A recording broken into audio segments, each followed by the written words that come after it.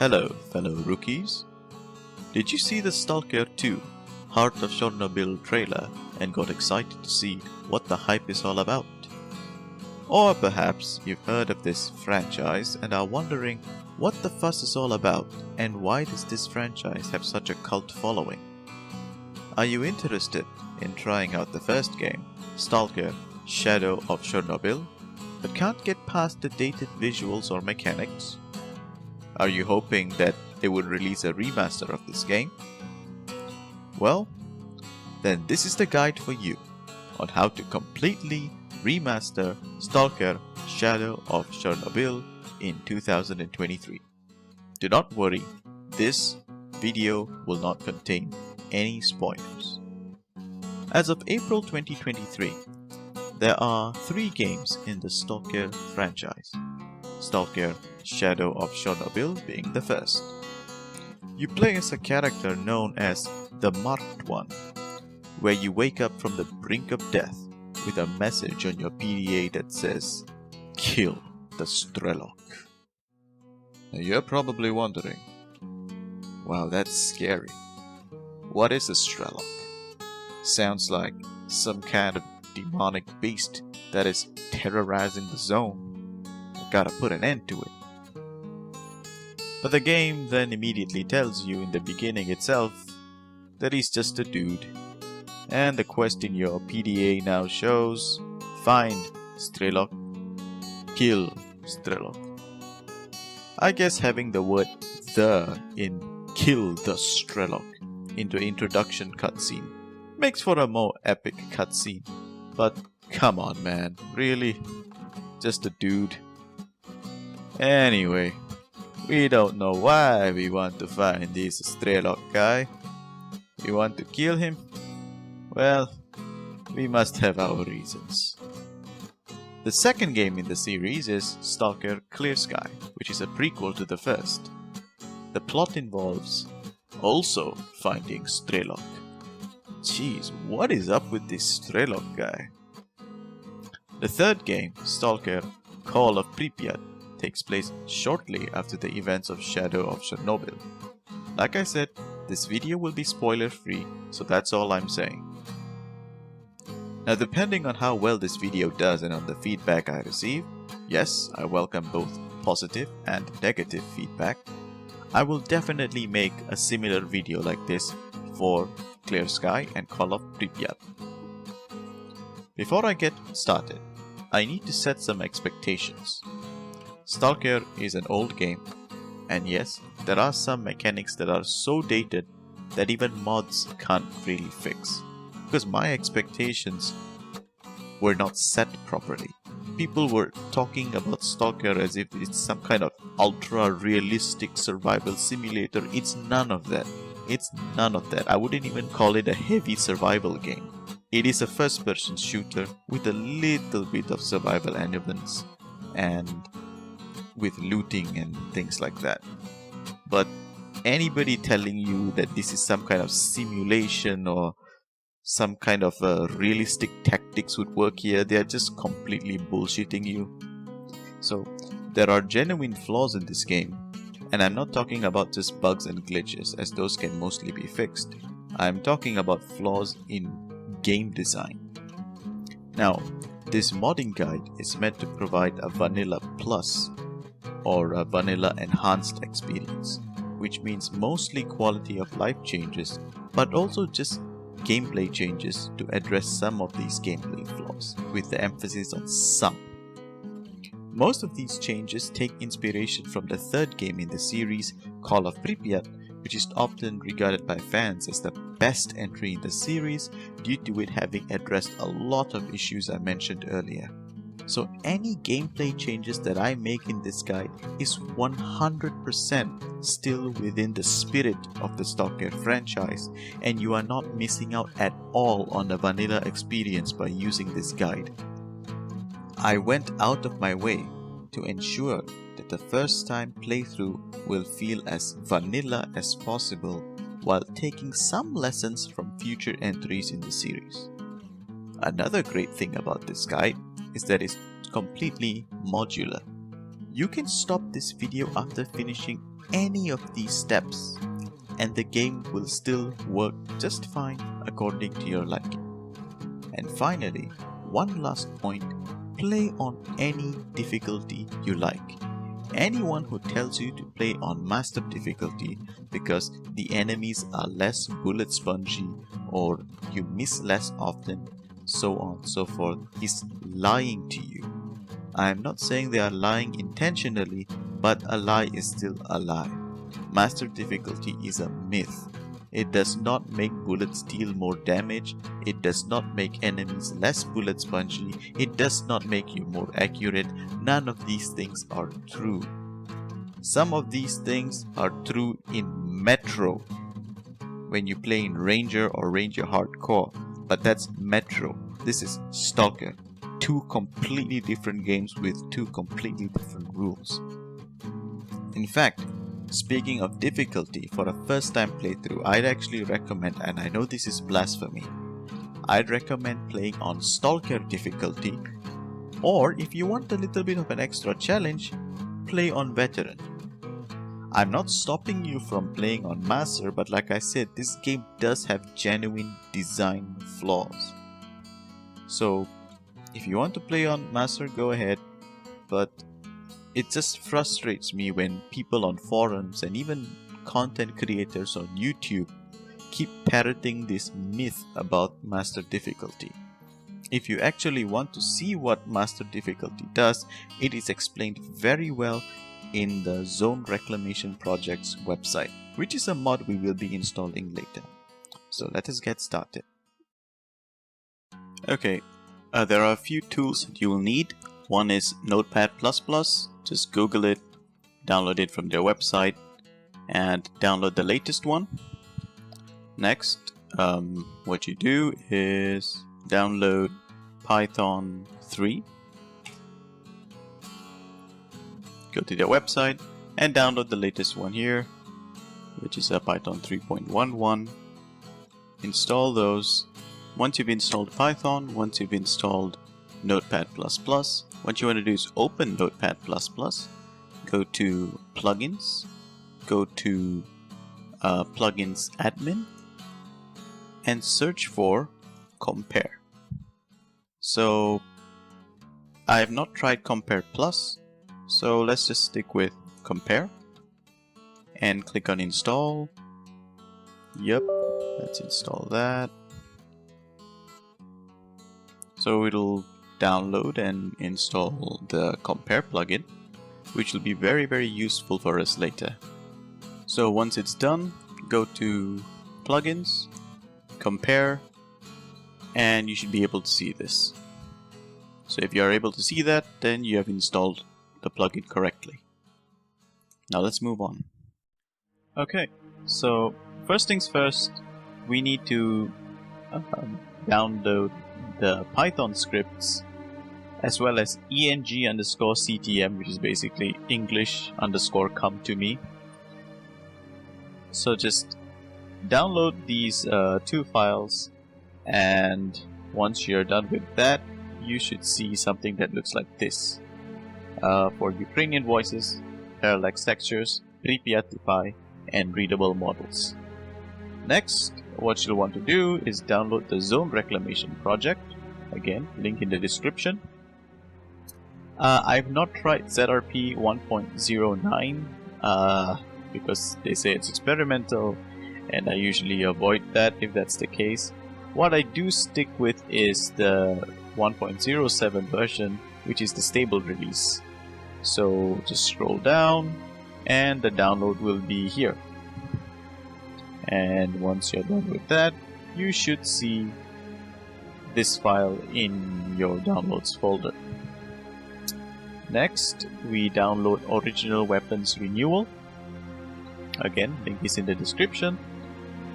Now, there are three files we need to download: OWR-SOC, ZRP compatibility, and a few fixes for OWR3-SOC.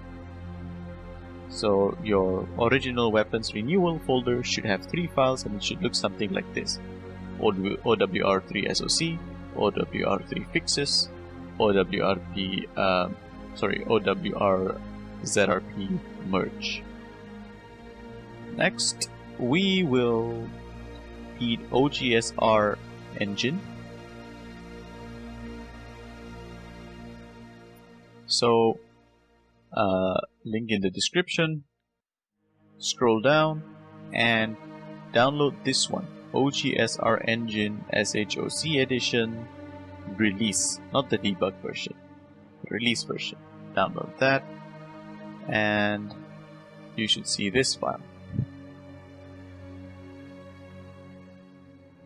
Next, we download the texture pack STALKER Shadow of Chernobyl Rebuild.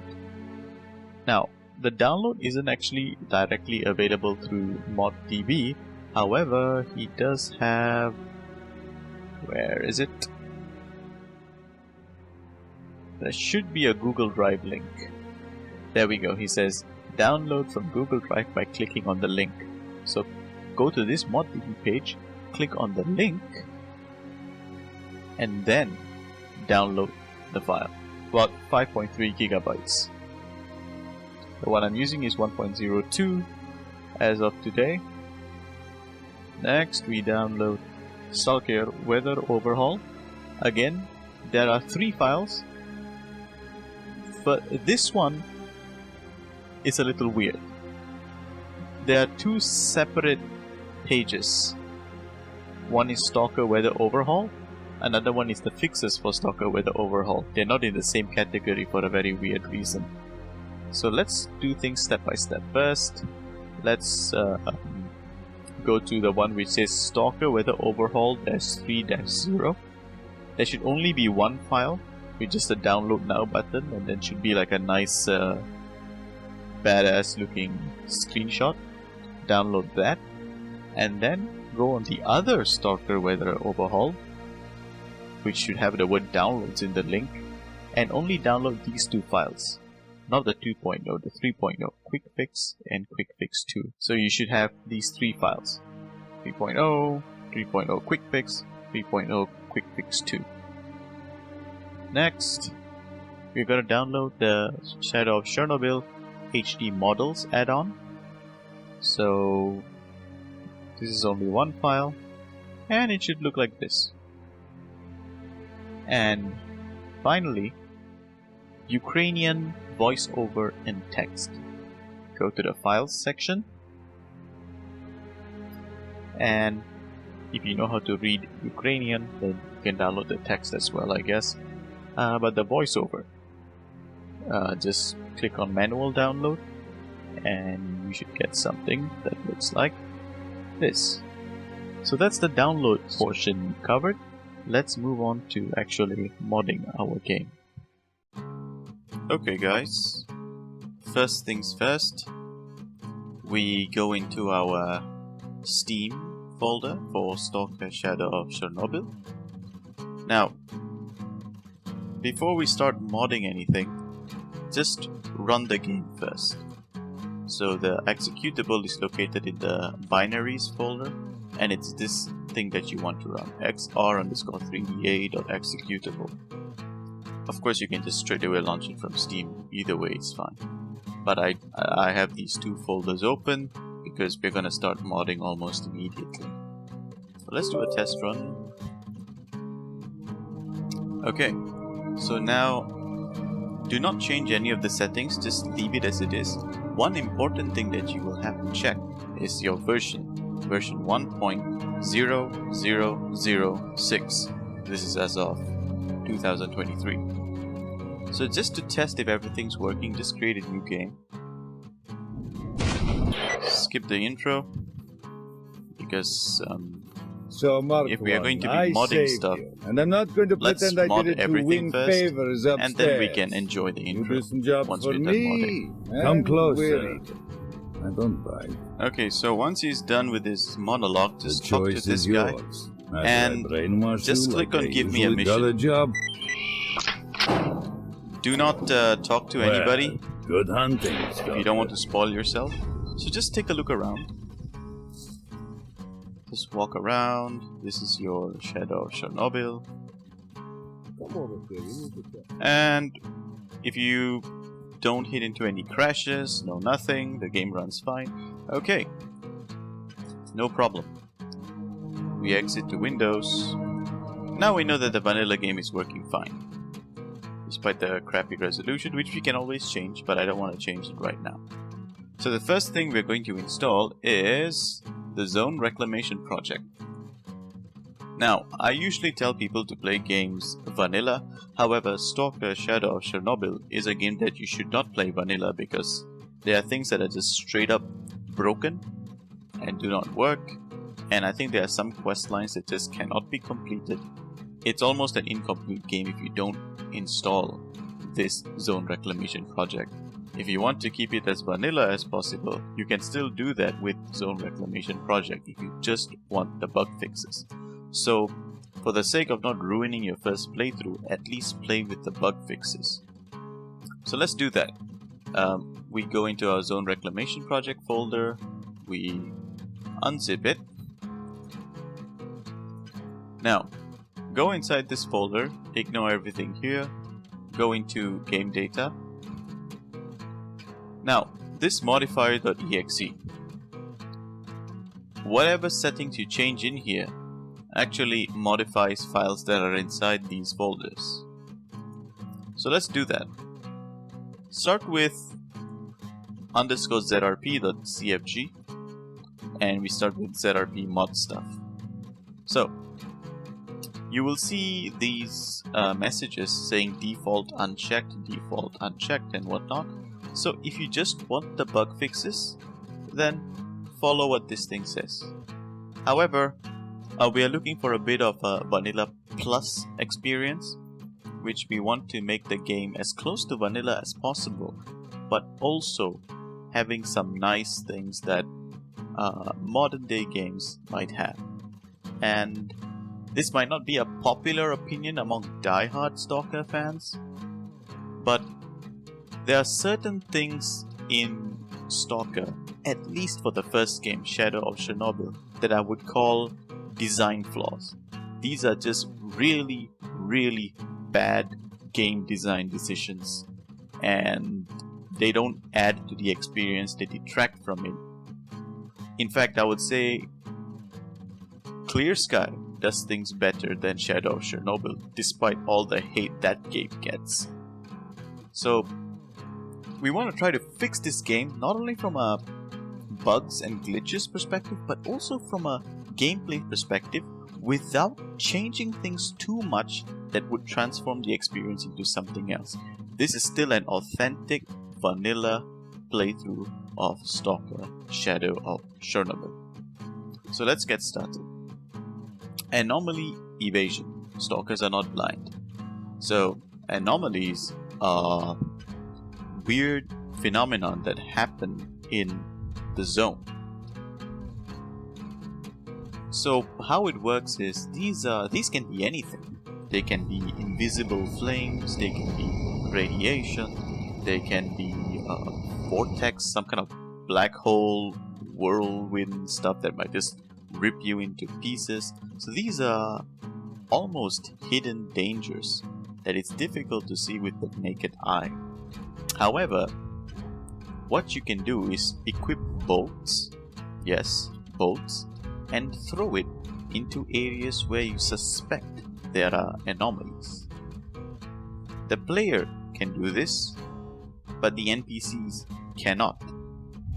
So instead of making them just commit suicide by walking into deadly traps, this option makes it such that other NPCs, enemy stalkers, even friendly stalkers, are not brain dead stupid. Automatic ammo boxing. I just leave this checked. It's a quality of life feature. Show animations on main menu, anti-red hotkey. We leave that as it is. Now it's important to remember to click apply for every single thing you go through, because it will save changes into whatever files that are in this folder. So click apply. Sleeping bag. Now, sleeping is a feature that was cut right before the release of Shadow of Chernobyl. If you played all the earlier build versions, you were able to sleep in the game and pass time. However, this feature wasn't there in the final release. It wasn't there in Stalker Clear Sky, which is the sequel. They only brought it back in Stalker Call of Pripyat. Apparently there was just too many glitches and the game breaks when you sleep. That is why they removed it, not for any particular game balancing reasons.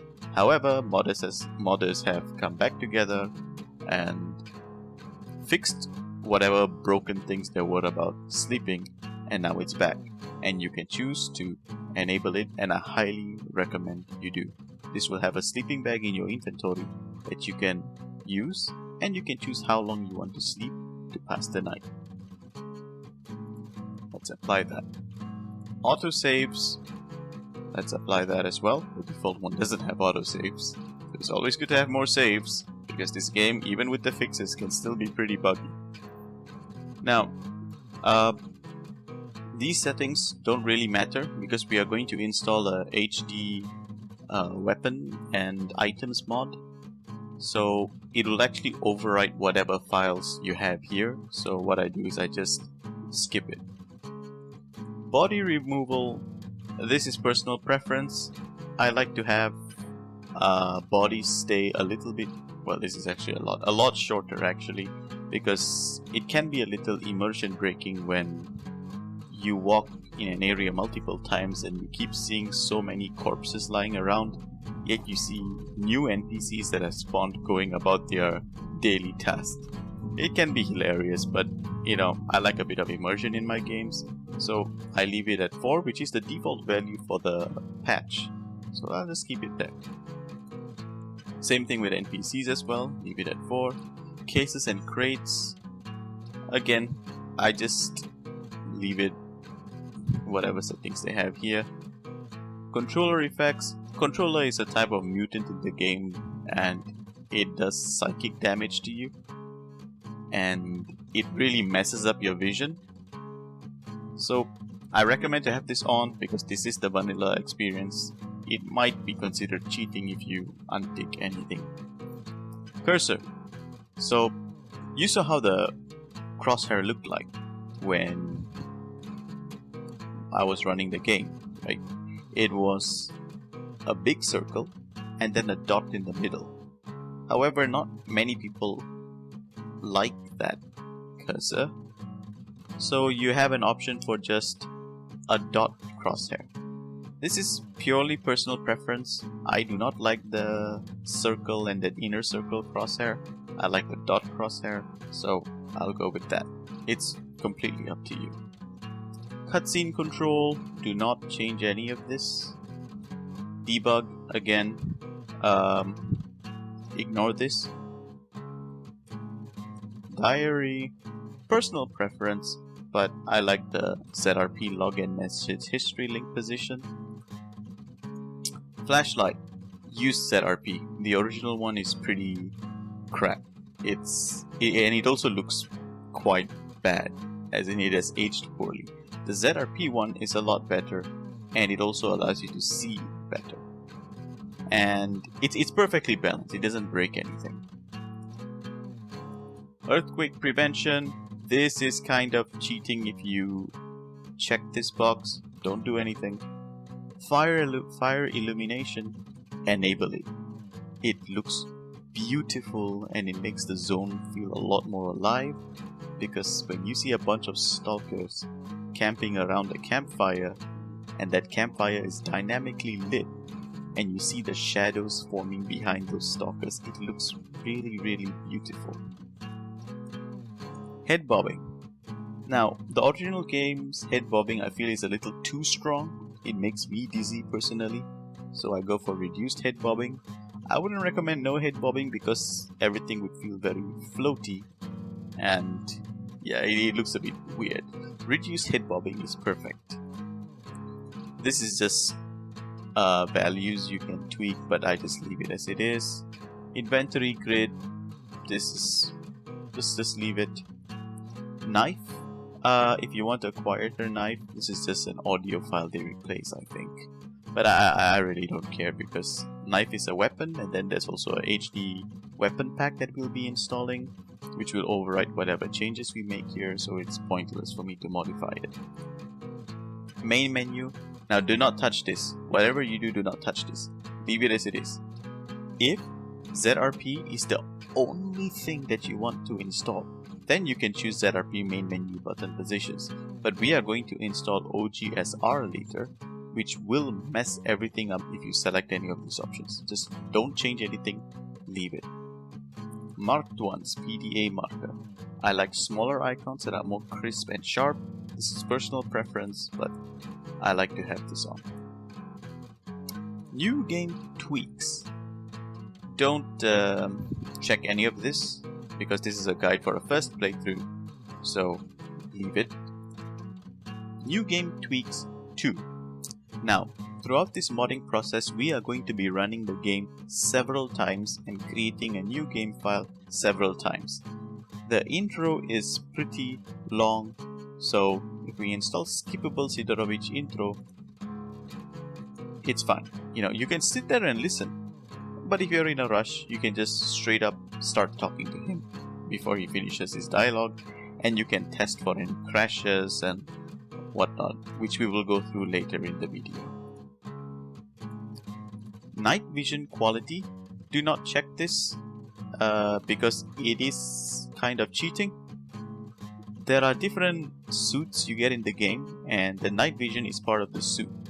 So a lesser quality suit will have a poorer night vision, which is more blurry and a bit flickery, and some of the best armors in the game will have really good night vision. So it actually gives you an incentive to look for better armor and things like that. If you check this, all outfits will have good night vision, and I do not recommend it.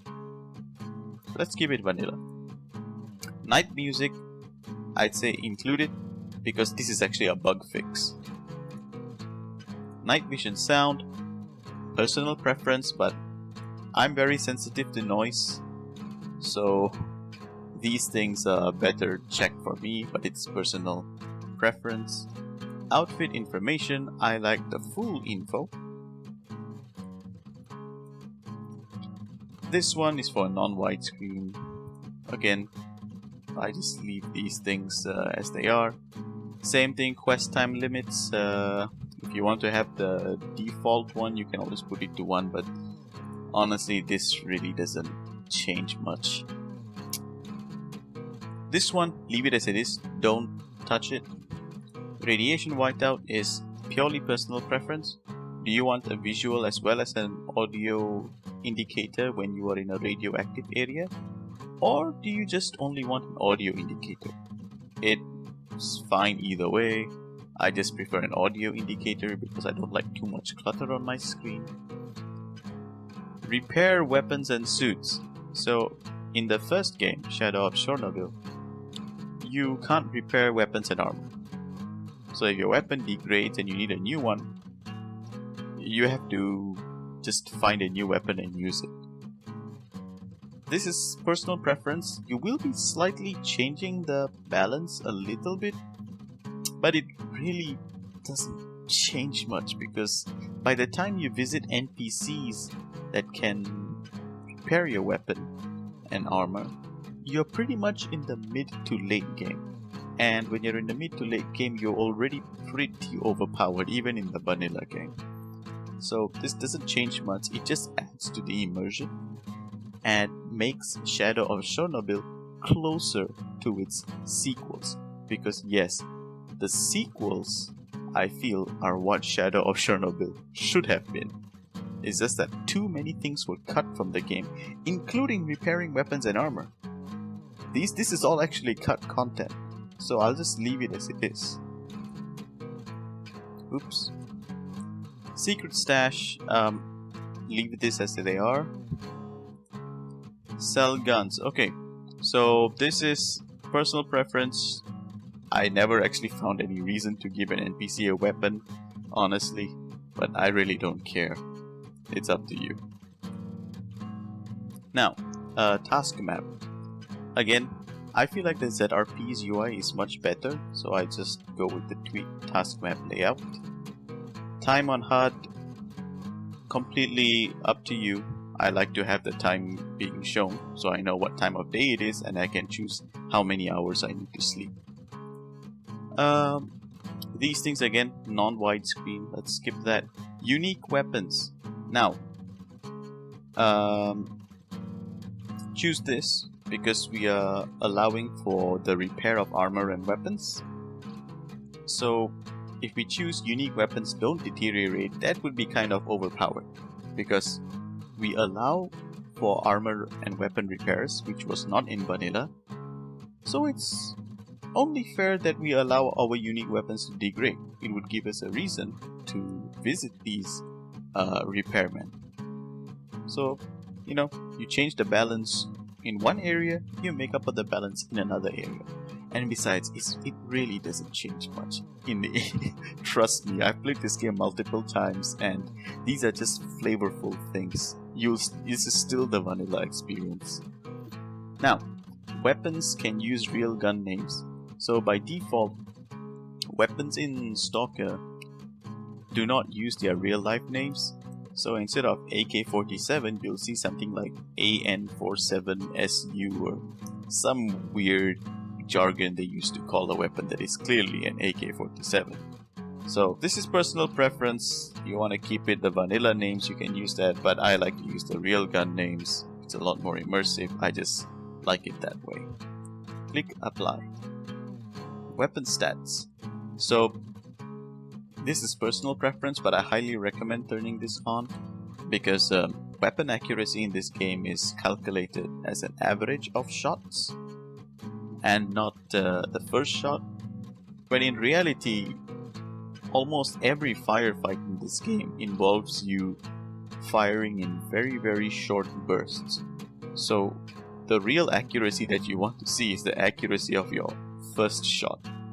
I don't care about my 5th or 6th shot because by that time I'm already spraying my bullets all over the place. So I highly recommend to check this box here. Weapon tossing. So I highly recommend store weapons in backpack because here's how it is.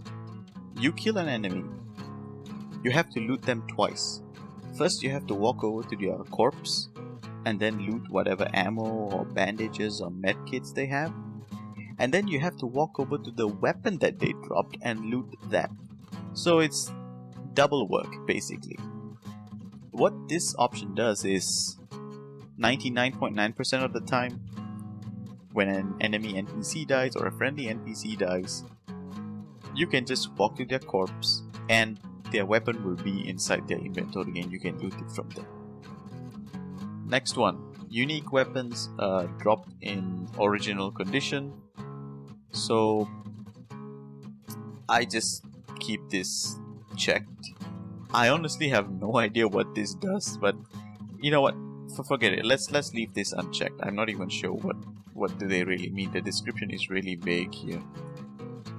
Zombie fights, leave them as it is. ZRP Legacy, make sure all of this is not checked. This adds new things which I'm not really a fan of. Next thing, Actor. First you gotta install actor.ltx. So remember, you're using version 1.006 of the game, so you check this second option. You can also use the alternative. So you might be asking, what is the difference between actor.ltx and system.ltx versus actor.ltx and system.ltx alt1? So alt1 is actually an alternative ballistics system. However, I recommend using this to keep the vanilla values and then we tweak them from there to our own liking, which we will do in this video. So use this one, don't use the alt one. Mod compatibility, leave that as it is. Camera viewpoint. So in this game, your character is normal height, but the camera, for some reason, the first person camera is at your chest. So you look really short and everybody looks like they're really tall. So what I recommend is change this value to 0.92. this is the default value in the sequels, or at least in Call of Pripyat. I haven't checked Clear Sky, but I think it's the same in Clear Sky as well. So you can, like, as the pop-up says, you can try 0.9 to 0.95. Future games use 0.92, so I'll just keep it there to be consistent with the later entries. Carry weight, leave them as it is. We don't want to be changing the vanilla meta too much. Now, this one.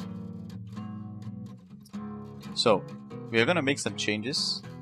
We are going to make this similar to Call of Pripyat's values, which emphasizes aiming down your sights more and also your stance, basically.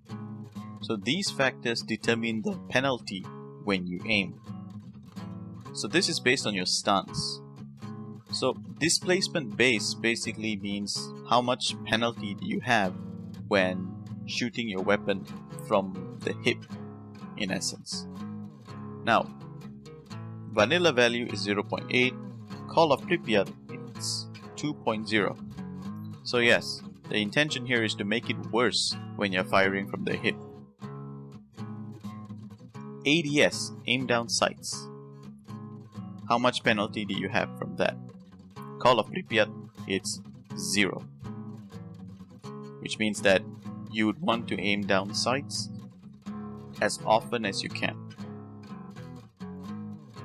Crouch factor.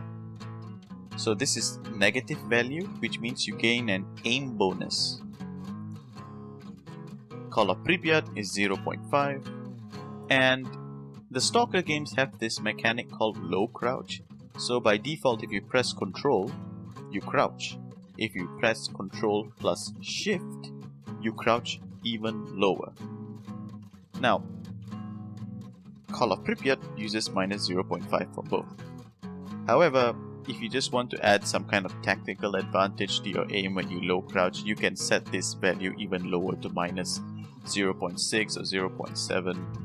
Or if you install the alternative actor.ltx, it brings it to minus 0.9. However, Call of Pripyat fixes a lot of the shooting problems that the first game had. So you're not really losing much of the vanilla feel by changing this. All you're doing is improving the gameplay. And yes, this is a major design flaw of Shadow of Chernobyl. I might get hate for saying this, but yes, the first game has plenty of terrible design decisions, and the ballistics is one of them. So again, you're not changing too much by doing this. Trust me, this translates not so much into gameplay. The enemies would still shrug bullets off. Your bullets would still miss a lot. So don't worry, this is the same. After all, we changed these values in our favor, but we changed this value against our favor. So I think we nerfed ourselves here, but made up for it in the buffs we've given ourselves here. So it's completely fine. And that's what Call of Pripyat did as well. I'm just using the values from Call of Pripyat, which is completely fair. Endurance, again, let's leave this as they are. Okay, so the crosshair. Now, the in-game crosshair is really, really big. It occupies such a huge portion of the screen and it looks weird. So, for a nicer looking crosshair, I recommend either 0.005, or I like to go even further. I like to go 0.003. I like my crosshairs to be as small as possible. I love the minimalistic look to every single thing I see. Right? So let's click apply on that. Next we have hunger. Leave it as it is. Now pick up info radius. So this, if you've played games like Divinity Original Sin 2 or any of the Diablo games, you know, I think if you press the Alt key or a Tab key or whatnot, you can highlight items on the ground.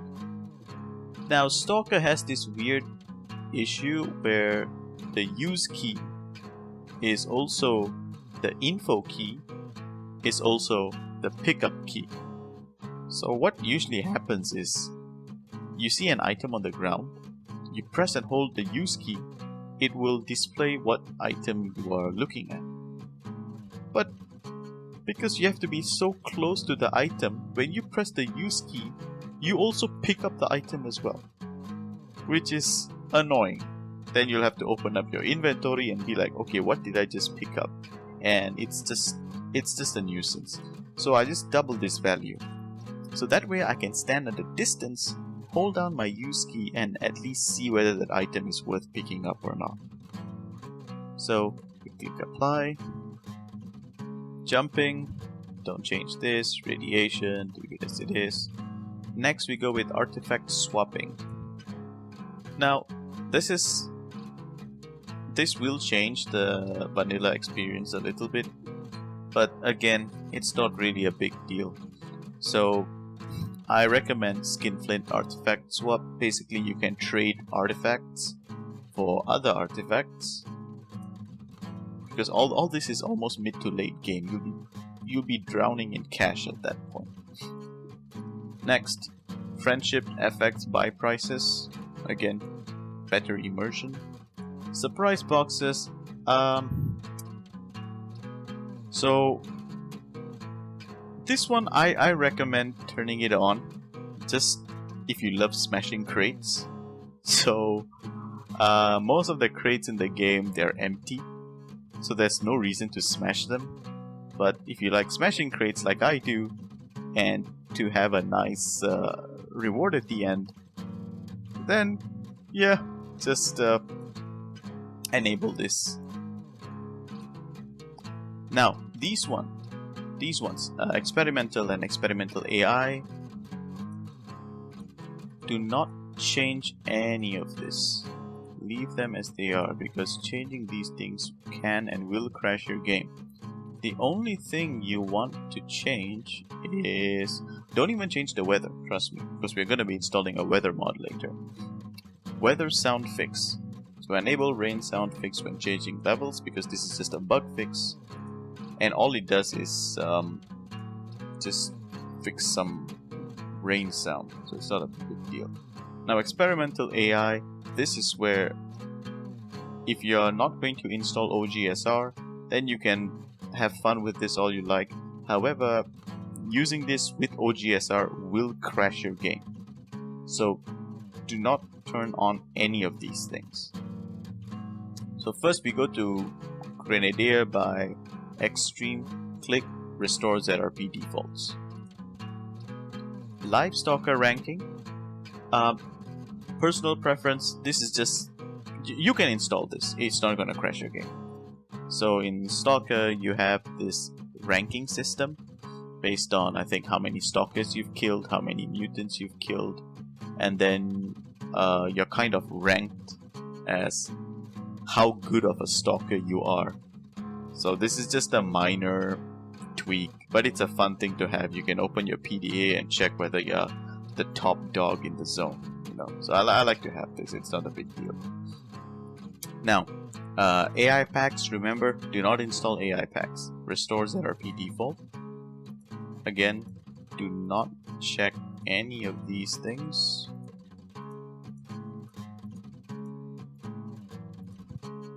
Now, NPC sawn-off fix.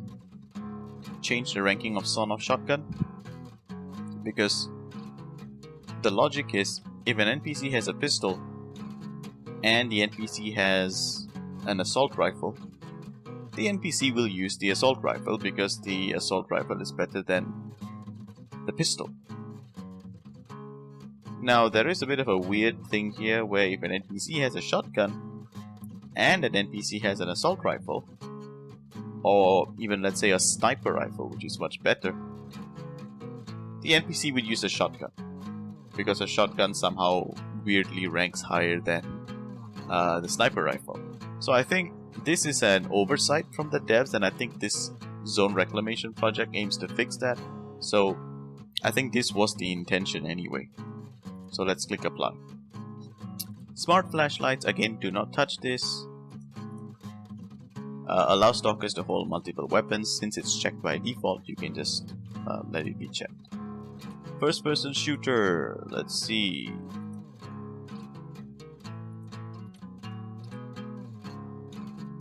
We changed these factors earlier, and it's showing up here. Ammo drops, scavenger mode. Okay, so this one just leave it as it is. Freedom versus duty. So in the world of Stalker, you have various factions. And in the first game, the two major factions are duty and freedom. And this was always a planned feature, but they didn't have time to implement it. So enabling joining duty, enabling joining freedom is basically restoring cut content. You know, throughout this modding sequence, think of this as like the Sith Lord's content restoration mod for Knights of the Old Republic 2. The devs intended to have this in the game, but due to time constraints and rushed development, had to cut this out. So you're actually getting some nice things back by enabling these things. And also, in the next game, Stalker Clear Sky, you can join these factions. So yeah, in fact, Stalker Clear Sky incorporated a lot of the content that was cut from Shadow of Chernobyl. So making Shadow of Chernobyl closer to Clear Sky is sort of the goal here. So we'll apply that. Faction relationship tweaks. Check all of this. Don't ask why, just check all of it. You can read this in your own time, but for immersion's sake, yes, you'll want to check all of that. And it'll also make sense. Monomatter, don't touch this. Quest Overhaul, don't touch this. Respawner control. Now, this game, I was talking about design flaws, has a really bad habit of spawning enemies right in front of you. Well, behind you actually. So, this doesn't really fix that. However, the respawn timers are just insane. You know, you can commit genocide in an area and come back after 2 hours to that same area. 2 in-game hours, by the way, not real life hours. 2 in-game hours to the same area, and suddenly every single bad guy you killed is shooting at you all over again. So you're just like, what the hell, man? I just killed all these people. I wasted so much ammo and whatnot, and my medkits and my bandages, and now it just spawned all over again. I have to deal with this crap all over again. It's really annoying, and I really do think it's just terrible game design. Thankfully, this mod allows us to fix that. Now, the minimum respawn time, I think 2 hours is... the default game had... it was 1. What the hell? So, I think 2 is too low, and I think 8 for maximum is also too low. I recommend setting this to 12 and setting this to 8. At least it takes half an in-game day for everything to respawn. Now, EDM respawns. Same thing. This is ridiculous. 4 hours? No, please. God, no. Set this to 12. Set this to 20. Seldom respawns. So here's what I like to do. Seldom respawns, I put it at 48 for max and 36 for minimum. This makes the zone feel a bit more desolate, instead of just spamming enemies at you over and over and over. And this game does do that. It spams enemies like crazy. And it also has weird tripwire mechanics, in the sense that there are invisible tripwires in this game for scripted events, where if you cross a certain gate or enter a certain room, out of nowhere the game just spawns like 10 enemies outside that room, which is complete bullshit. So I really hate that. And because most of the time this game is just you versus like 10 people at once. It's 1v5, 1v6, 1v7, and honestly it just doesn't make sense, and I do think it's a major design flaw, especially considering the fact that this game was supposed to have companions whom you could bring along with you to help in firefights. Again, this is something that was fixed in the next game, Stalker Clear Sky, with the faction wars, so you have people on your side fighting together with you. So this is more of a balancing thing, and I think these values are good. Now, respawn tools, don't check any of these things. Sound management.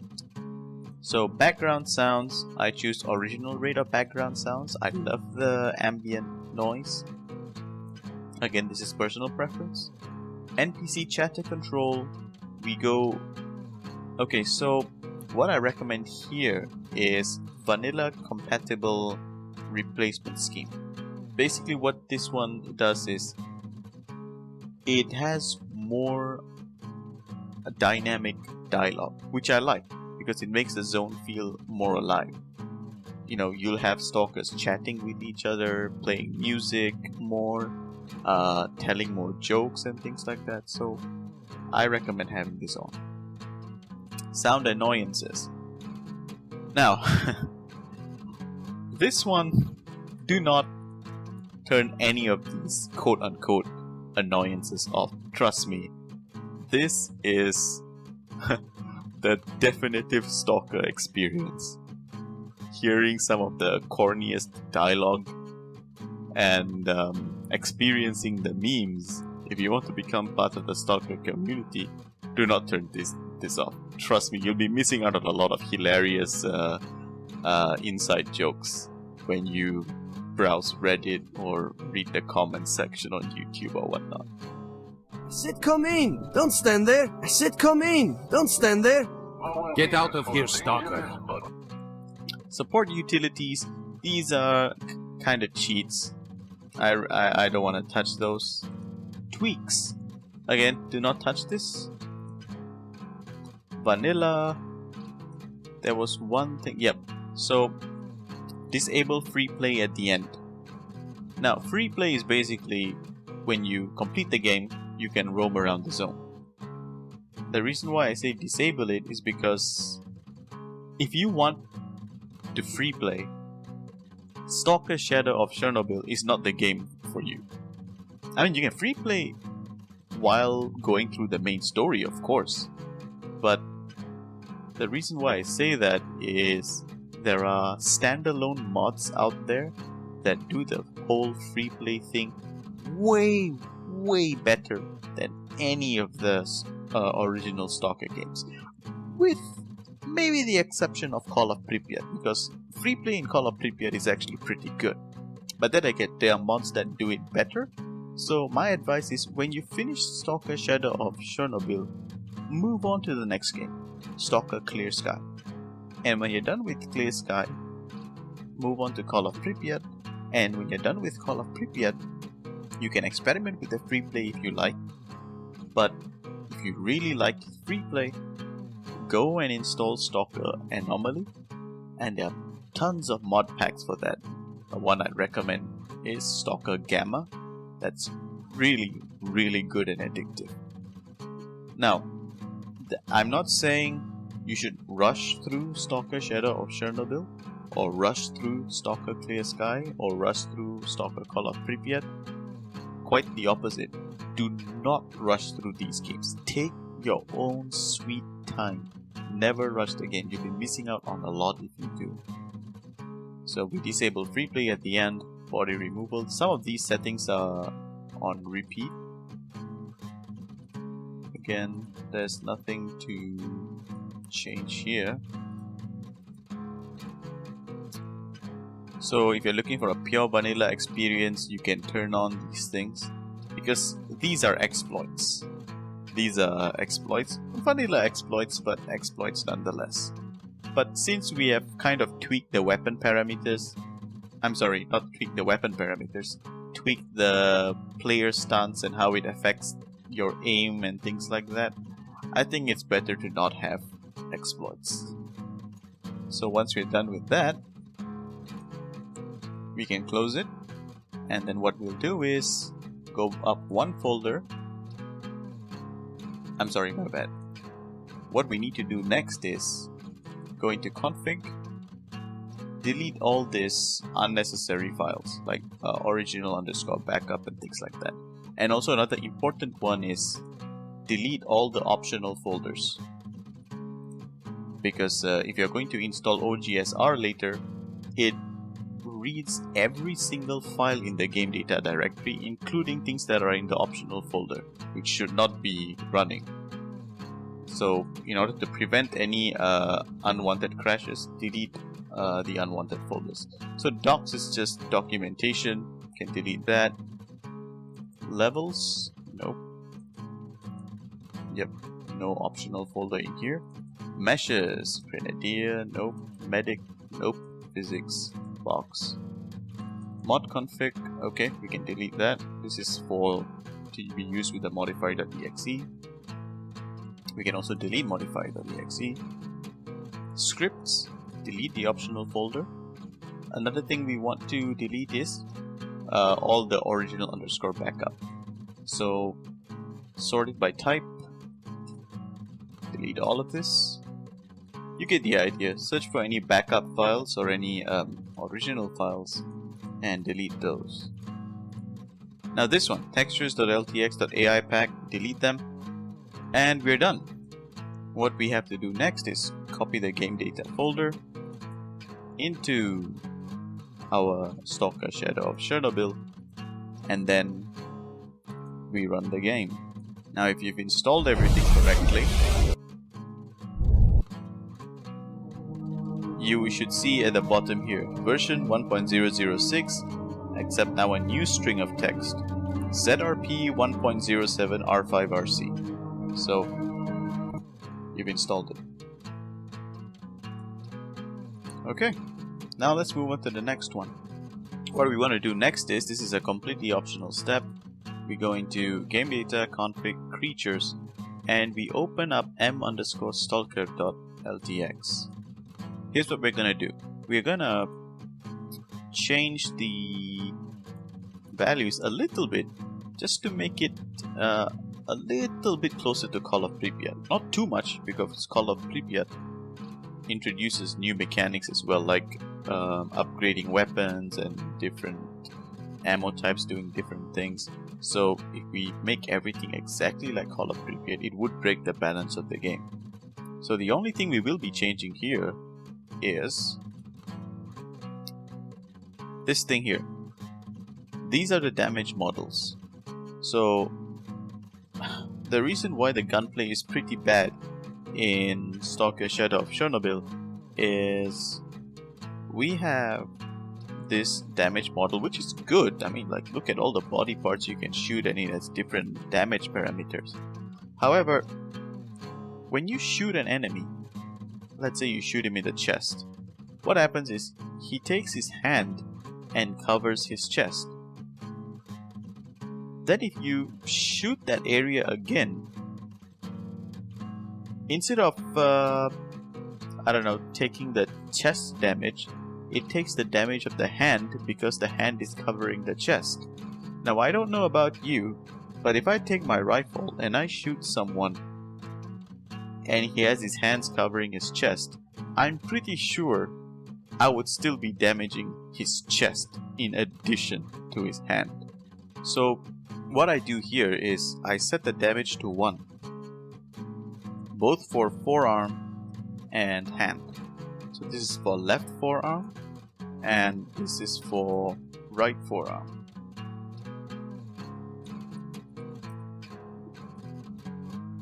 Now the value on the right here is the wound. So yes, NPCs can bleed to death. However, if you notice, the fingers all have 0 damage, which means that if you shoot someone in the finger, you do 0 damage to them, but you just contribute a little bit to their bleeding, which is pretty ridiculous. In Call of Pripyat, what they did was they added a tiny amount of damage, 0.05. which I think is completely fair.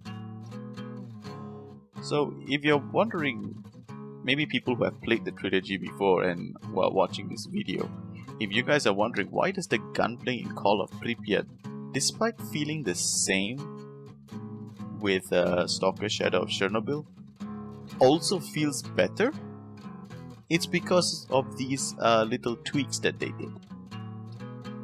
So let's do the same thing here. Right finger. Sorry, wrong one. 0.05. And next thing is, again, if you shoot the toe, I don't like to leave anything at 0. So let's put it at 0.05. And that's it. We can save it. And we are done with whatever tweaks that we want to do. Now the next thing we are going to install is Original Weapons Renewal. This is basically a HD pack for the weapons. So let's do that. First we install, or we extract, so to say, the original Weapons Renewal. Then what we do is we extract the fixes. So we delete the vanilla one because we are using ZRP. So we take the game data folder and we replace it, replace all the files inside. And then what we do next is we take the ZRP merge,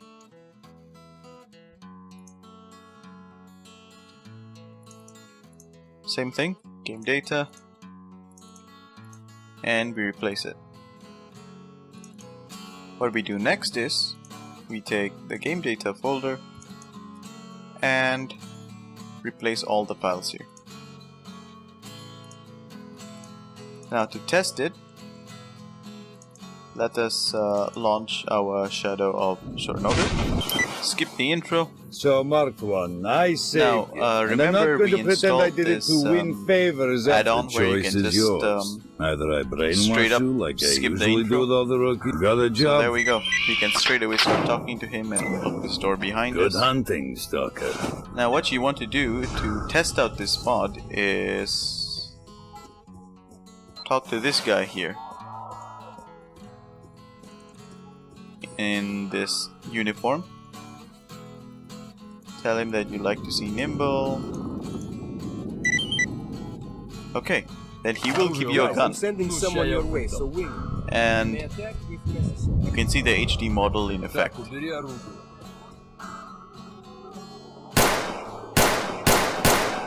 And you can also hear the clearest sounds now. And we can exit the game. Mod is working as intended. Now, here's what we want to do. This game has very detailed ballistics, and we also want to make the weapons feel a little bit more like Call of Pripyat. So, from the Python scripts that you downloaded from my Google Drive, take this one, pripyatify.py, and go into game data, config, weapons, paste it here, and run the script. Alright, then you can delete it. So a very quick check, open up weapons.ltx, look for tracer,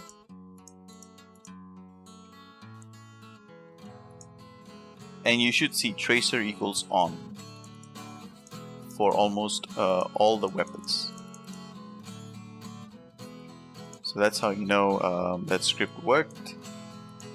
That's for weapons.ltx. Another thing you need to check is open up a random one, let's say AK-74, search for aim. So make sure if use aim bullet is false, then the script has done its job. So we're done with that, and we can move on to the next step. Now what we're gonna do is install the OGSR engine. This is a huge engine modification. It supports 64-bit architecture, and it gives you performance increases and also some quality of life improvements, such as being able to use your number keys on the keyboard to select dialogue options, and also a few AI improvements as well. So let's do that.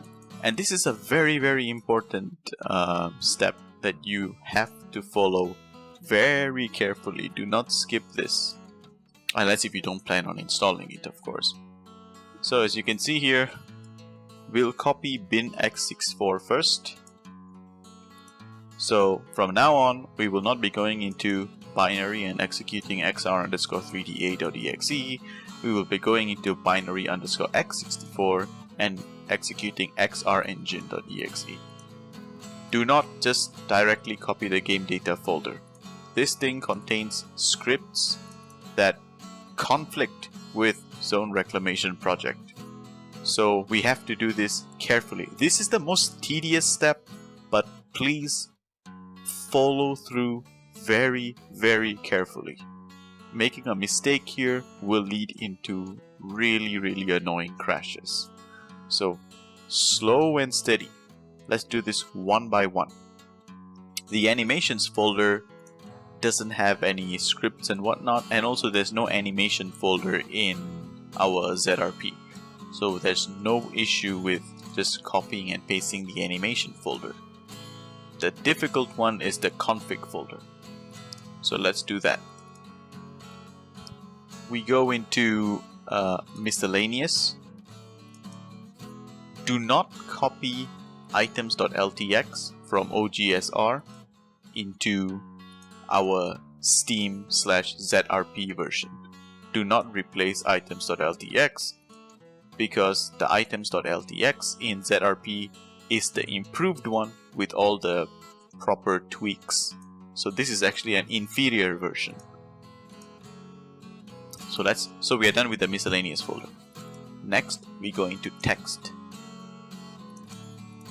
Now, this Polish folder was brought in by the original weapons renewal mod. There's no need for it. So English is the one that we want to focus on. Go into English. Now, check UI Saint main menu.xml. Do we have that here? UI Saint. Nope, we don't have that. So there's no problem if we copy that over. However, we have UI Saint other over here, as well as UI Saint other here. So this is where we need to open both files, and here's why I said you need Notepad++. Let's close that, and we'll also open this. Now, the compare plugin allows you to do this, to view the delta between the two files. The ZRP one is much better. As you can see here, it calls it DX9 renderer in ZRP, whereas in OGSR it just calls it renderer 2. So again, the error messages are also better. However, what we want to look for is things that are added by OGSR that is not present in ZRP. So far this is all okay. Now we come to the part where there are more strings added by OGSR that are not present in ZRP. You can see here ZRP begin, it has its own bunch of parameters. This is why you shouldn't replace the file, otherwise you will end up screwing up your game. So what we want to do is, we want to bring over these new ones from OGSR into our existing ZRP's UI Saint.xml. So here's what we're going to do. You see here ZRP begin. For better readability, let's create our own here. Instead of ZRP begin, we call it OGSR begin. And we'll call this one OGSR ends. These are just comments, so it's not going to have any function here. So what we're going to do, copy all this new stuff. Remember, in XML files, anything that starts with whatever parameter you set should also end with a slash.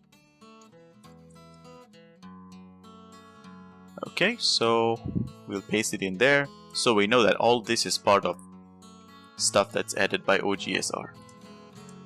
And then we Control S to save the file. So we're done.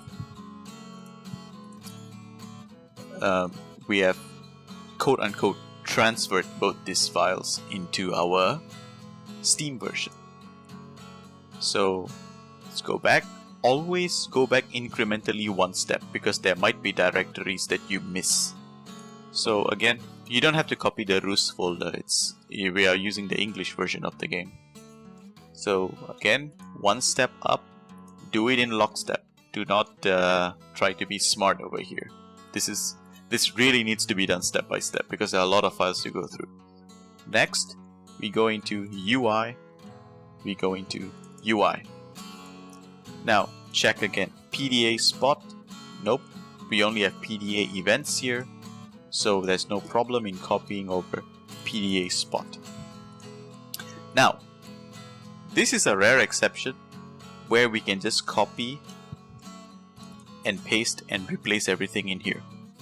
Because OGSR comes with its own main menu, and these UI key binding, MM stands for main menu, MM load, MM loading screen, all these things are designed specifically for the OGSR engine, so it's completely safe to replace all the ZRP's UI_MM stuff.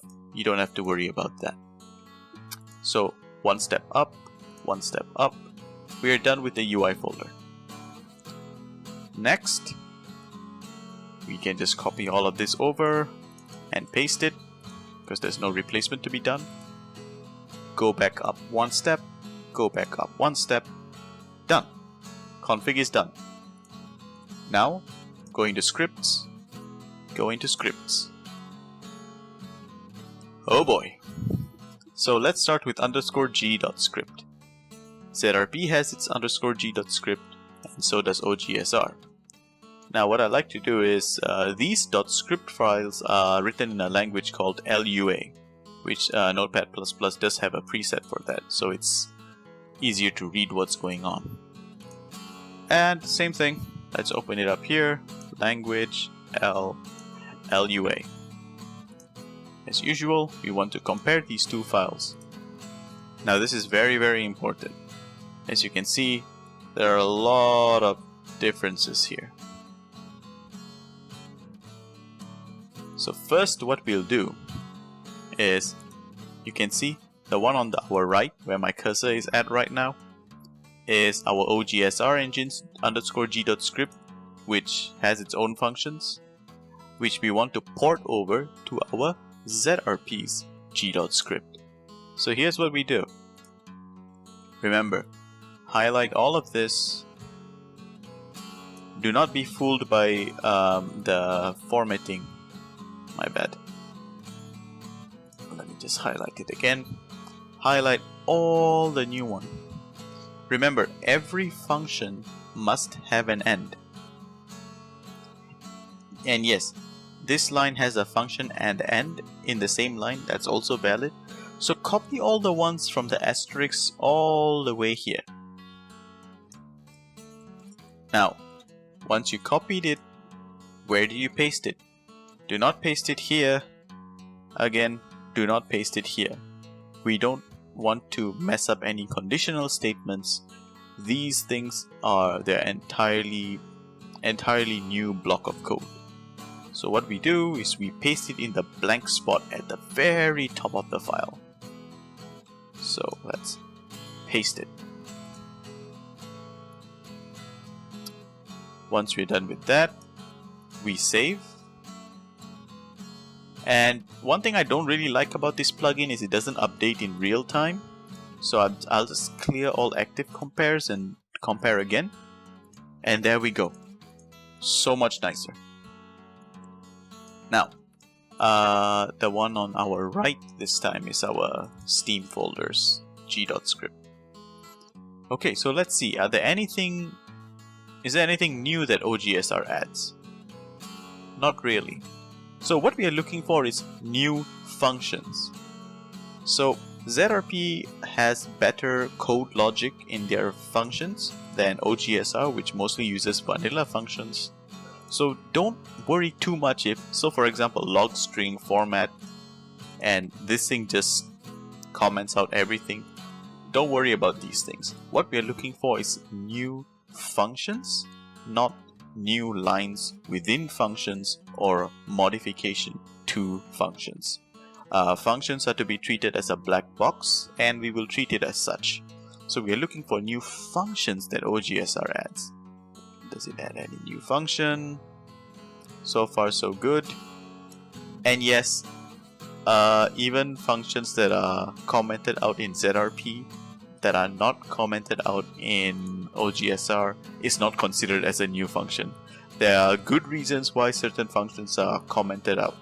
So don't worry if the function is commented out in ZRP. It simply means because they are never used. Keep scrolling. So far I don't see any new functions added by OGSR. Nope, these are not. This whole thing is commented out. Okay, again, nothing new, nothing new, nothing new. Let's keep going. There is one important line that we must not miss. This one. In this function called start game callback, we need to bring this one. I know it's a bit contradictory to what I said. We don't want to modify what's in the function, but this one is important. We want to use the m_netpk.attach because we have m_netpk.script, which is exclusively an OGSR script, I think. So let's bring that particular one over. The rest should all be okay. So once you're done with that, we have settled _g.script. Next, these files, mnetpk and whatnot, they do not exist in this folder, so there's no problem with copying them over. Next, let's check Task Manager. Same process. We open one here. We open the other one. As usual, language is LUA. Language, LUA. We compare. Left side is vanilla, right side is our OGSR. So, anything new added on the right hand side? So far there's new lines. However, remember, we are looking for new functions. So this is still random task load. The function exists. So don't change anything there. We're looking specifically for new functions. So it looks like, let's see. Oops. Again, nothing new. Nothing new, no new functions.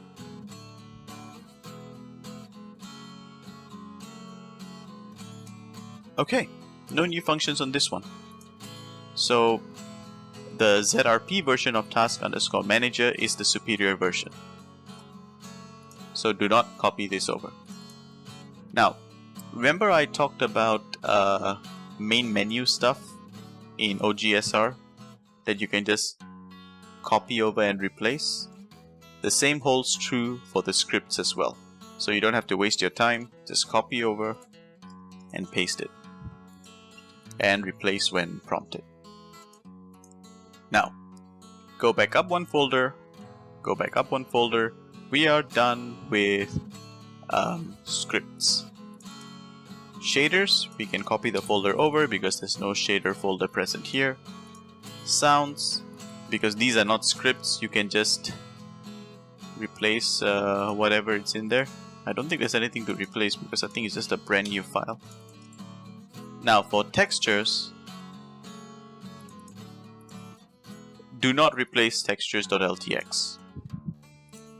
Now OGSR Engine introduces parallax options for textures. So these shaders gives you a more 3D feel to the textures, things that are not present in the original game. So this is a feature of the OGSR engine.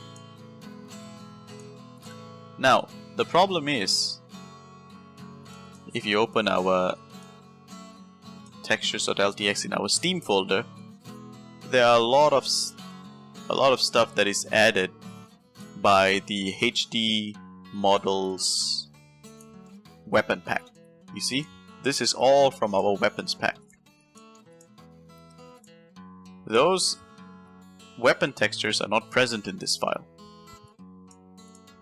so you'll be undoing the work of the HD weapons mod. So do not do that. What we want to do instead is first copy all of these ones. This is all fine because there's no textures. There's no script files or config files. What we want to do next is, look at this, convert textures.cmd. This file will actually call this .pl script. It's a Perl script. Now I hate Perl, I'm a Python guy, so what this does is it actually reads the textures.ltx file and looks for certain parameters. Well, we can actually take a look at that file actually.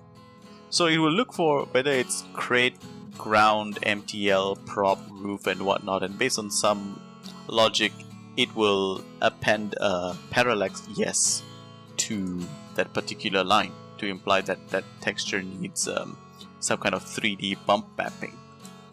Now I have that in Python, which is called parallaxtextures.py. So all you have to do is copy that over here, run it. You will see textures.ltx and textures _old.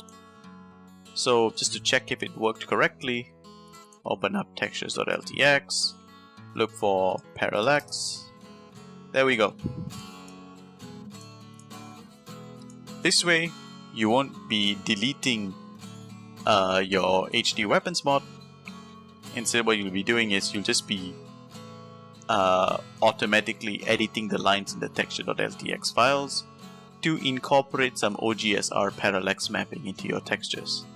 So we can delete the old one if you like. I like to keep my folders as clean as possible.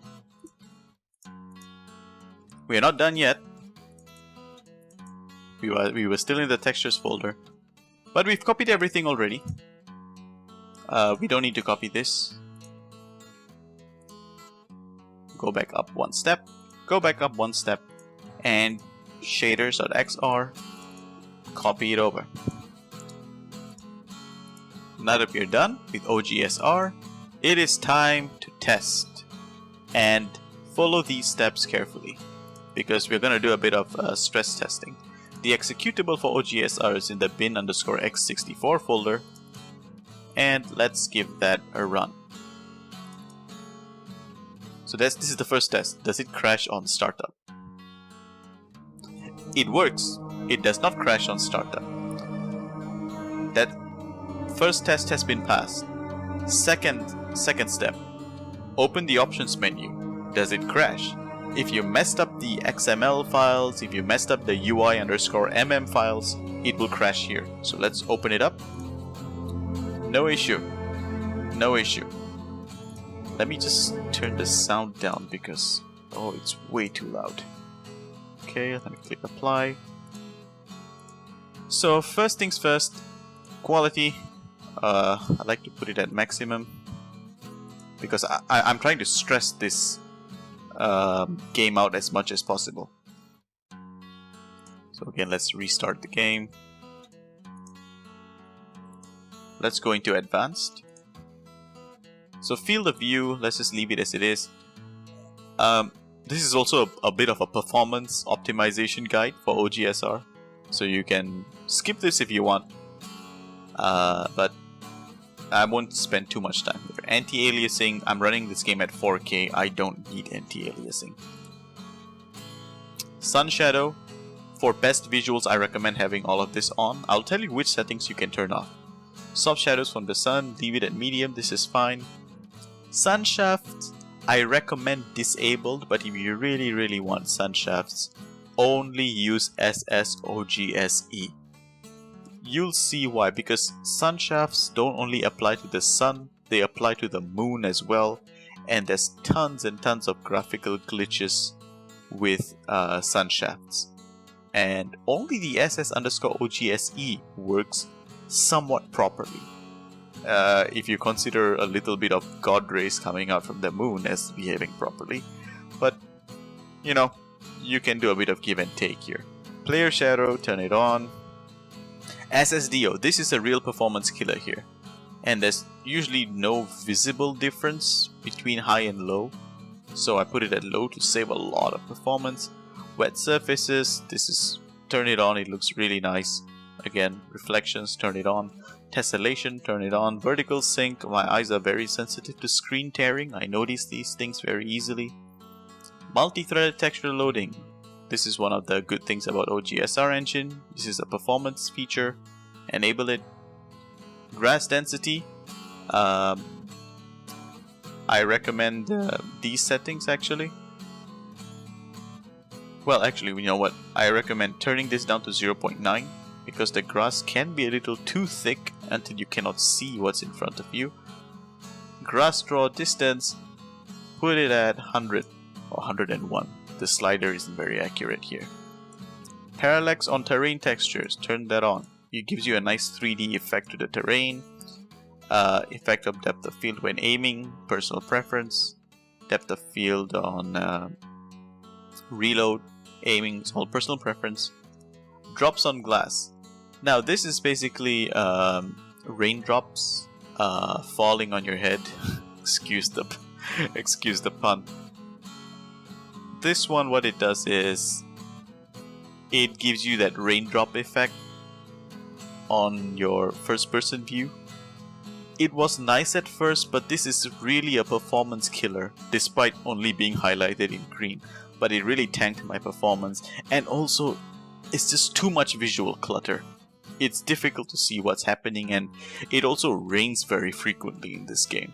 So it's just really just super annoying, and I recommend turning this off. Let's click apply, and we'll restart the game one more time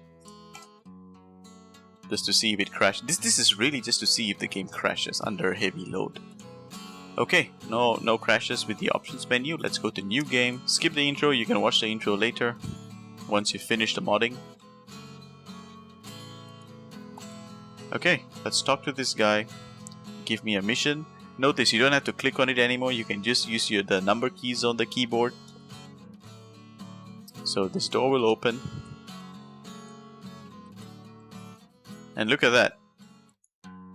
Just look at how much better the game looks already. And there we go. Those are the god rays or sun shafts.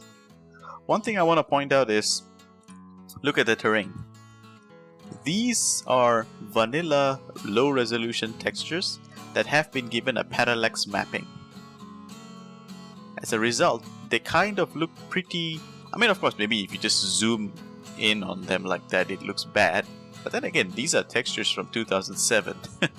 So we will be fixing that later, don't worry. So you can see just the shaders alone can improve really old and pretty bad textures. Of course, since you won't be staring at the ground, but you'll be looking straight, it gives you the illusion of a 3D terrain, and it looks good. So as I was saying about crash testing, what you want to do is go to this guy, talk to him, make sure you accept whatever he asks you to do. He'll give you a gun. So what you want to do now is check if you have tracers on the weapon, right? Because we configured to have tracers on, so you can see where the bullet is flying towards and where it ricochets.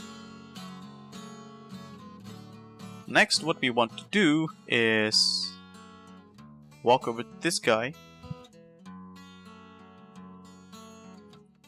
pick up the medkit, and give it to this guy.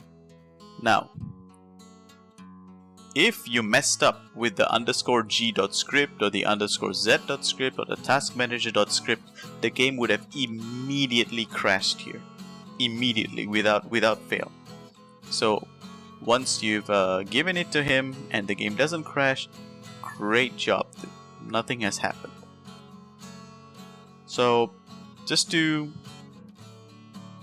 put a lot of stress on the game, let's press the tilde key, type G_God1.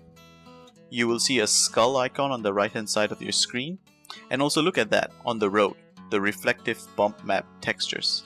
Again, these are really low resolution textures, but because of the parallax mapping, it looks really good. Now, turn on God mode. This boar here is not scripted, by the way. This is just a life in action. Walk over to the soldiers. They will give you a warning. Just trespass and they'll start shooting at you. Once they've started shooting at you, you'd have triggered some AI scripts. Then what you do next is run over here to a bandit camp.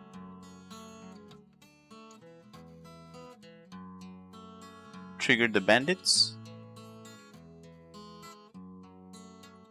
Just try killing one of them. Okay, no issue. Okay, if you haven't had any crashes so far, good. Stop and exit the game. Everything's working as it should. So congratulations, the worst is behind us. From then on, it's just choosing to replace or not replace files. Installing OGSR in conjunction with ZRP was the most challenging bit of the modding process. From here onwards, we're good to go. Everything will be very simple from here on. Next, what we want to do is install the textures. High resolution, beautiful looking textures. And for that, we go to STALKER Rebuild. Okay, so STALKER Rebuild is a very performance heavy texture pack. I am running an NVIDIA GTX 3060 Ti. So maybe if you have a lower end card, you might want to opt for something else like Absolute Nature or Absolute Structures.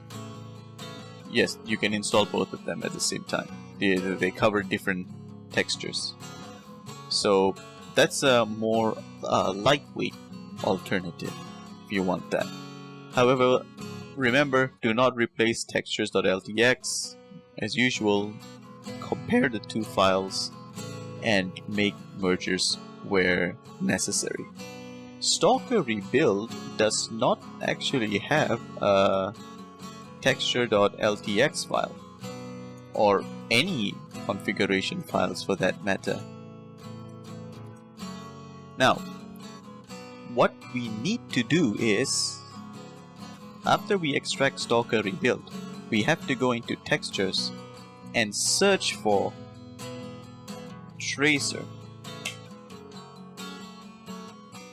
Now, the reason is, this texture pack replaces the texture for tracers and makes them almost invisible, which is not what we want. We want to see where our bullets are going, similar to Call of Pripyat. So, if you like not being able to see your traces properly, then you can just go ahead, but I want to see my bullet tracers. It's very important info for me. So, delete these ones. And once you're done with that, you can copy the files over. So let's copy the game data folder over. Now, just checking.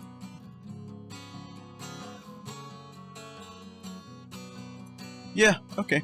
It's safe to replace all the textures. And we're done. Now, you will notice something. I'll show you in a bit. Launch the game. Okay, as usual, talk to Sidorovich, skip everything.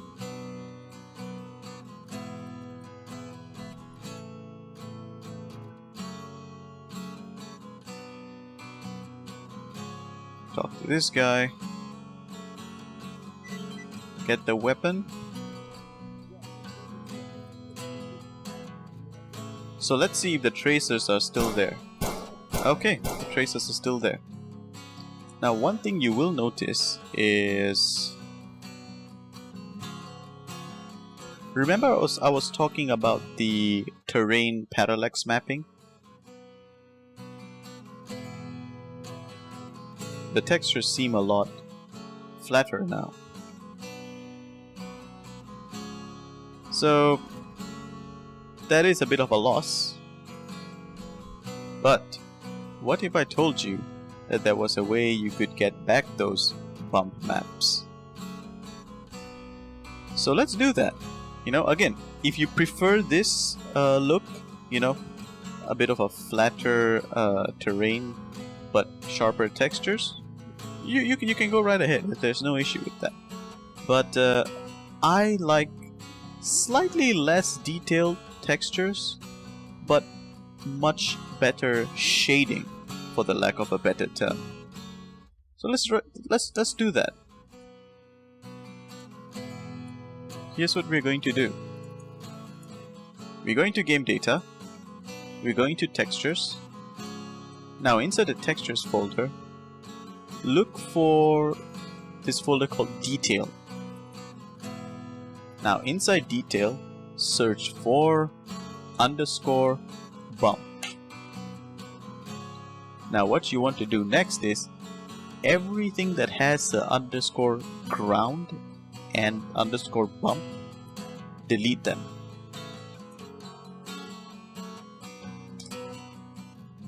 Okay. Next, we want to go into the ground folder. Same thing, let's do underscore bump. It's safe to delete.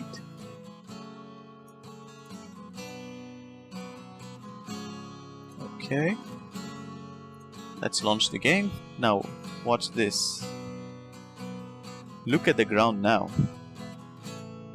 See that 3D bevel-like effect? Now, did we lose detail in the textures by doing this? We absolutely did. However, it's still not that bad. But let's talk to this guy.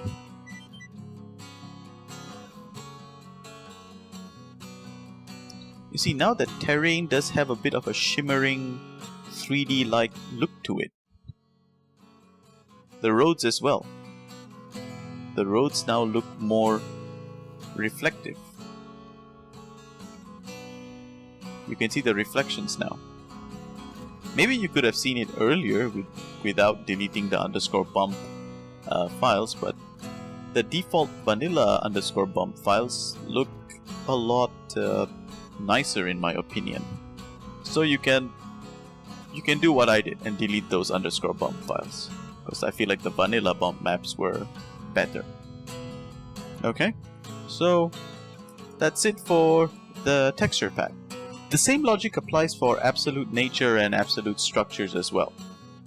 Just search for ground and delete the underscore bump files. Next, we are going to install STALKER Weather Overhaul. Now this is a must if you are using OGSR. The reason I say that is because OGSR, while it does bring a lot of beautiful lighting improvements, it does screw up the night time. Let me demonstrate. So here's basically what I'm gonna do. I'm going to speed up the clock. So time factor, we put it at 500.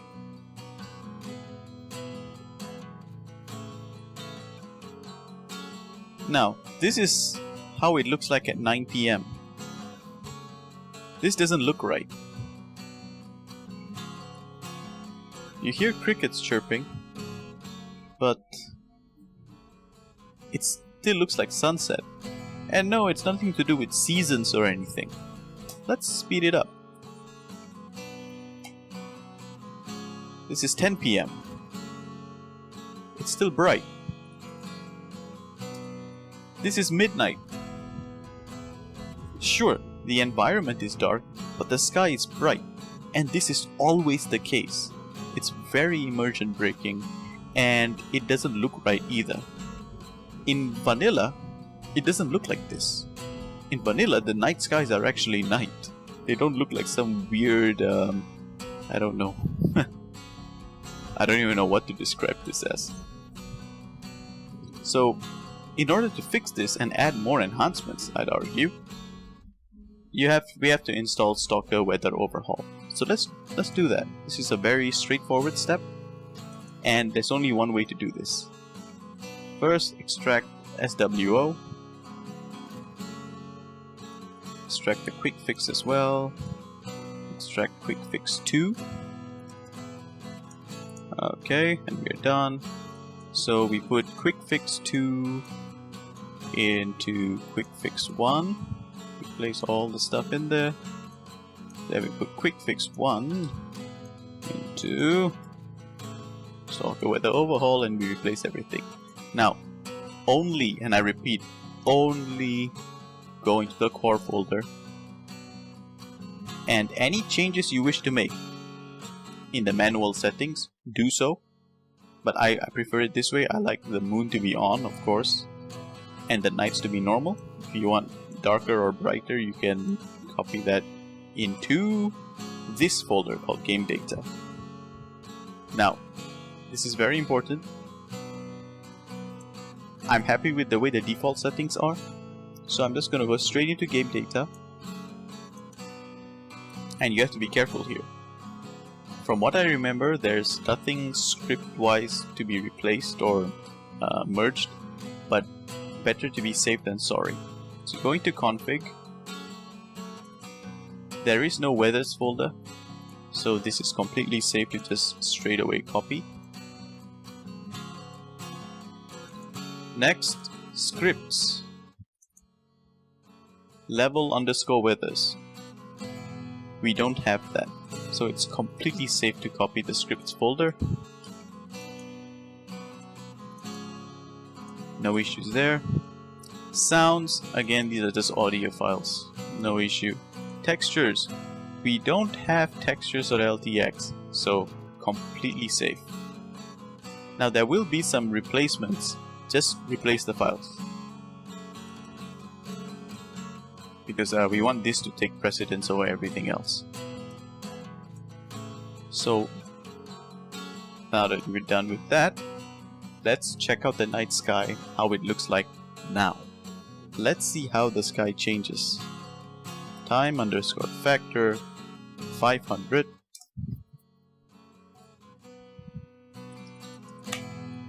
There we go. That is what a night sky should look like.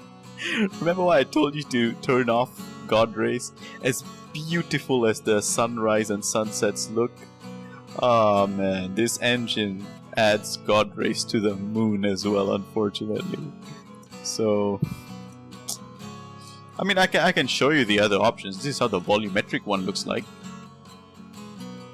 See, it's glitchy as all hell. Look at that. What is this? And let's try the other one. Man of War. Oof. I've heard of people going blind by looking at the sun, but I've never heard of people going blind by looking at the moon. So this is why I recommend turning it off, because this is still not really well implemented. Now that's a lot better. Now that looks like a moon. It doesn't look like some It doesn't look like a sun that's trying to be a moon. Okay, so now we have proper nights and we have fixed the weather cycle. So the next step, HD models. Now this is really up to personal preference. I know people who like it, I know people who hate it. It does change the look and feel of the models, I feel. However, they look so good. There is a problem of readability of the models. What do I mean by that? By default, this mod makes certain factions indistinguishable from one another. I'm talking specifically about loners and the bandits. Sometimes it's hard to identify which is which and you end up shooting your own teammates. Here's what I mean. Our trader here, Sidorovich, looks a lot better actually. So that's... You see, the thing is, I don't necessarily dislike the HD models, I think it does a really good job. However, the issue is this.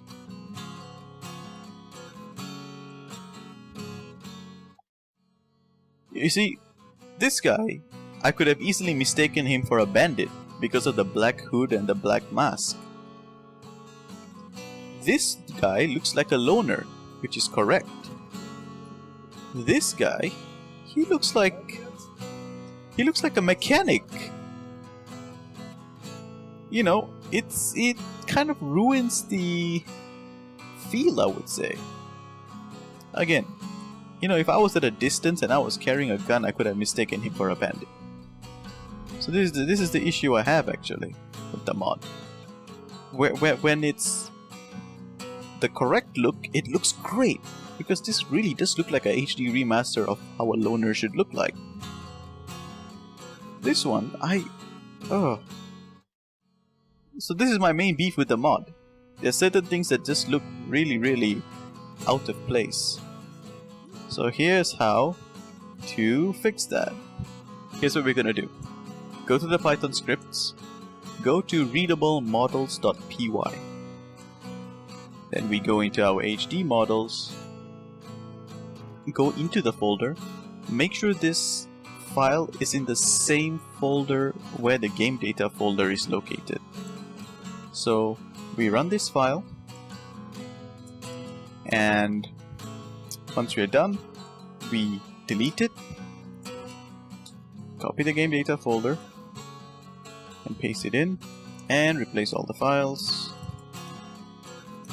Now here's what I did. That script basically does a model swap and texture swap. Look at this. This is the loner, I didn't touch that. But look at our new guy here. This guy was once the guy that looked like a mechanic. Now he actually looks a bit more like a loner now. So I did a lot of asset swapping basically. So now he's wearing some kind of something that resembles closely to loner colors, you know, beige, yellow, brownish. So it's a lot better in my opinion. And where was that guy that looked like a bandit? There we go.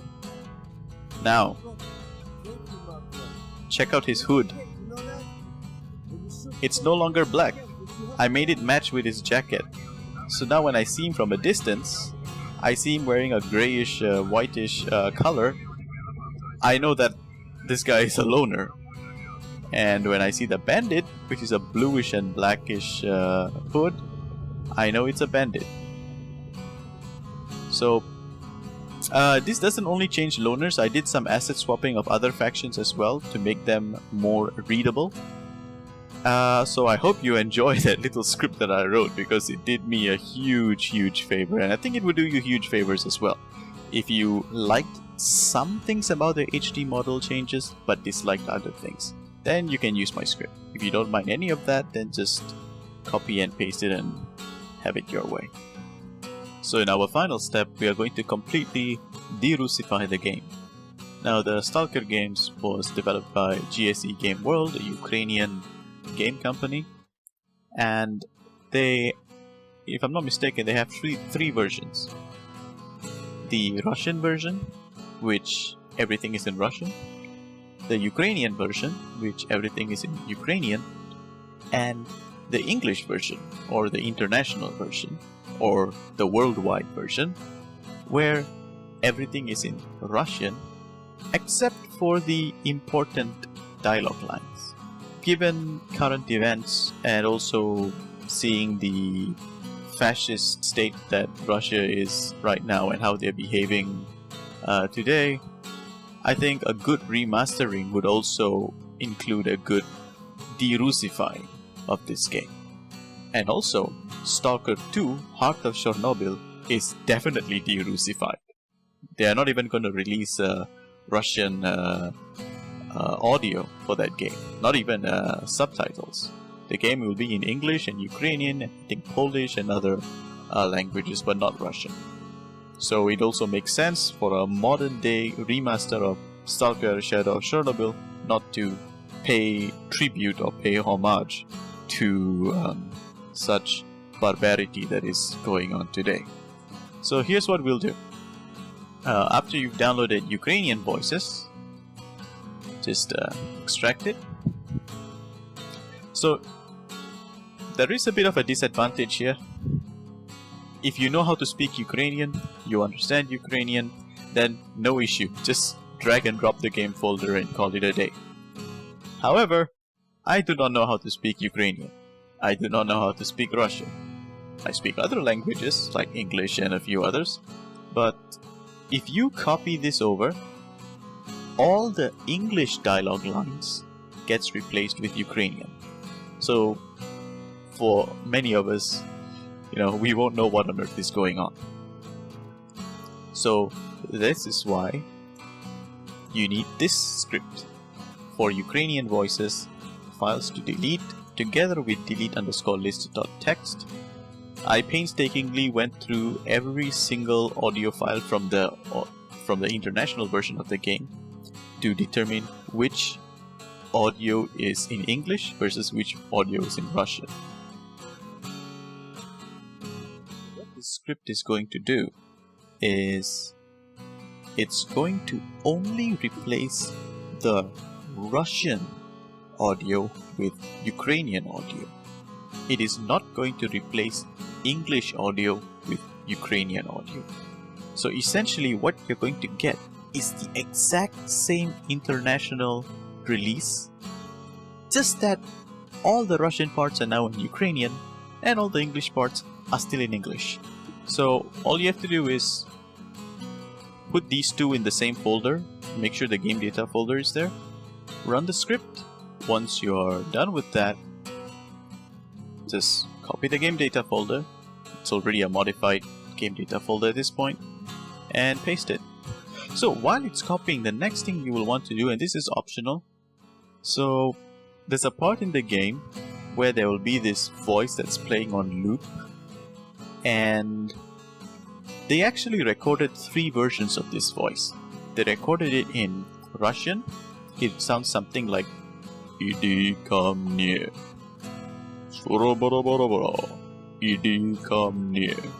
That's basically it plays on loop. And they also recorded it in Ukrainian. It says something else. I can't remember how it sounded like. And then they also recorded in English. It says something like, "Come to me." For some strange reason, the Ukrainian version of the game released with the Ukrainian voice of that creepy "come to me" sound. The Russian version of the game released with the Russian version of that creepy "Idi come near" sound. The English version of the game, instead of releasing with the English version, it released with the Russian version of "Come to me" or "Idi come near." So what this will do is it changes that Russian part to English, and I think the English one is far superior to both the Russian and Ukrainian one, because the English one sounds really creepy. It's like, "What you want is here, come to me," versus a drunken "Idi come near" type of sound. It's really cringe. I hate it. The English one is so much better. So as usual, just extract it, copy and paste, replace whatever files that you need to replace. Did I copy it? Okay. Now, all that is done, the final test to see if your audio is working. Launch the game. Check to see if Sidorovic speaks to you in English or if Sidorovic speaks to you in Ukrainian. If he speaks to you in Ukrainian, then that script didn't do its job. If he speaks to you in English, then fantastic. Okay, listen. Hang on, just... And I'm not going to pretend I did it to win favors upstairs. You get some jobs for me. Sweet. This is yours. Either I brainwash you like I... You speaking English? Got it.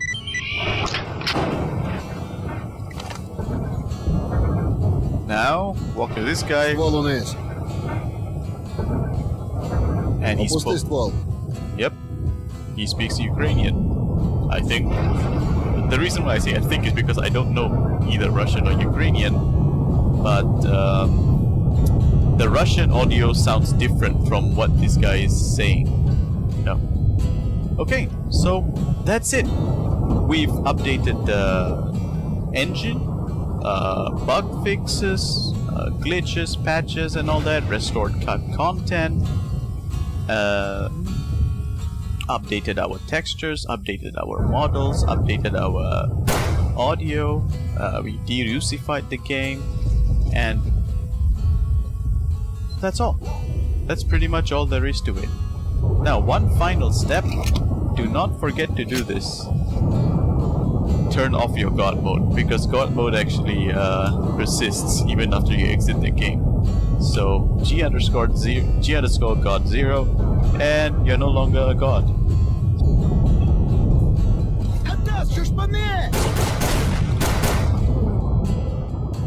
Okay, I'm not a god.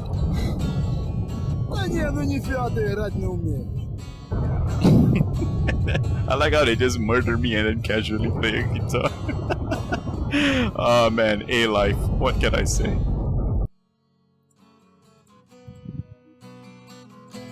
Okay, that's all there is to it. I hope you guys enjoy.